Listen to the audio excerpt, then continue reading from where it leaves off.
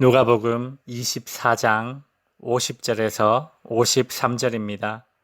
예수께서 그들을 데리고 베다니 앞까지 나가사 손을 들어 그들에게 축복하시더니 축복하실 때에 그들을 떠나 하늘로 올려지시니 그들이 그에게 경배하고 큰 기쁨으로 예루살렘에 돌아가 늘 성전에서 하나님을 찬송하니라. 아멘. 부활하신 예수님은 50절에 보면 제자들을 데리고 베다니로 가십니다. 베다니는 예루살렘 동남쪽으로 약 3km 떨어진 곳입니다. 가난한 자들의 집이라는 뜻을 가지고 있는 곳으로 보아 아마도 빈민촌이었을 것입니다. 그런데 왜 예수님은 제자들을 데리고 베다니로 가셨을까요? 베다니는 예수님의 십자가 죽음과 부활에 관련된 의미 있는 장소입니다. 베다니에서 한 여인은 귀한 향유 옥합을 깨뜨려 예수님의 머리에 부었습니다. 제자들은 그녀의 행동이 낭비하는 것이라며 비난했습니다. 그러나 예수님은 그녀를 칭찬하셨습니다. 그녀의 행동은 예수님의 장례식을 준비하는 것이라고 말씀하셨습니다. 즉, 베다니는 예수님의 십자가 죽음이 준비된 장소입니다. 무엇보다도 베다니는 죽었던 나사로가 다시 살아난 장소이기도 합니다.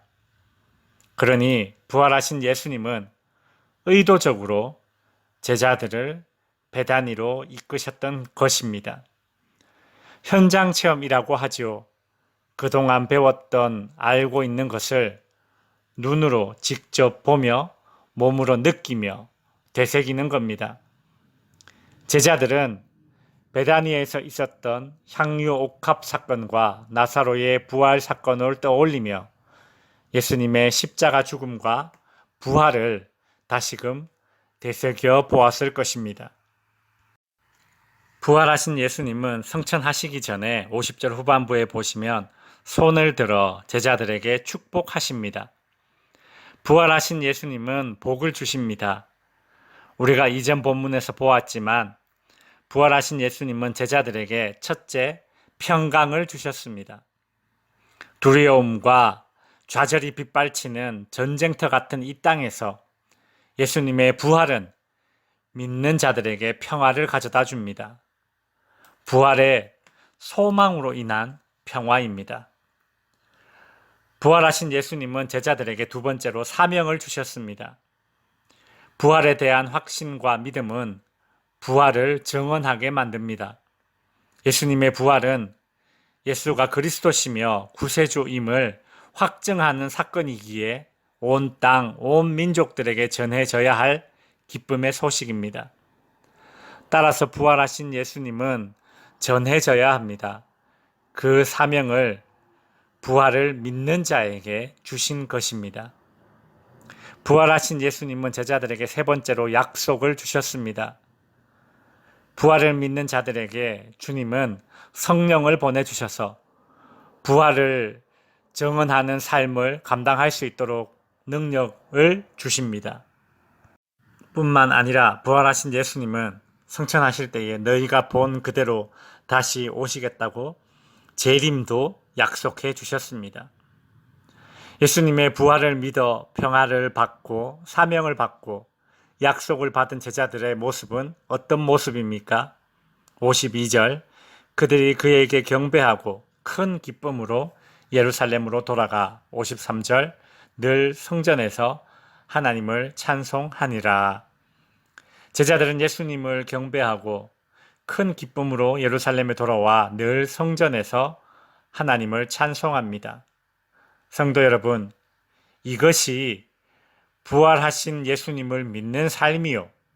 주님의 재림을 기다리는 성도의 삶의 모습입니다. 주님의 재림을 기다리는 성도들의 삶에 경배와 기쁨과 찬송이 있습니다. 우리는 약속대로 다시 오실 주님을 기다리며 언제나 기쁨으로 예배하는 삶을 살아야겠습니다. 말씀을 정리하겠습니다. 예수님께서 승천하시기 전 제자들에게 축복하셨는데 그 복이 무엇일까를 곰곰이 생각해 보았습니다. 주님의 재림 전까지 제자들이 받은 복이 무엇일까요? 성도 여러분, 그건 다름 아닌 교회입니다. 그래서 누가는 누가복음에 이어서 사도행전을 기록할 때에 그 초점을 교회와 복음의 확장에 두었던 것입니다. 주님의 살과 피로 세우신 교회에서 주님의 부활을 믿는 이들은, 주님의 재림을 기다리는 성도들은 경배하며 기뻐하며 예배하는 삶을 살아갑니다. 주님께서 다시 오실 때까지 이런 삶을 살아가도록 교회 공동체를 허락해 주신 주님께 감사합시다. 성도들의 신앙생활, 교회 생활, 주님의 재림을 기다리는 생활이 기쁨이 있는 예배 생활이 되시기를 주님의 이름으로 축원드립니다.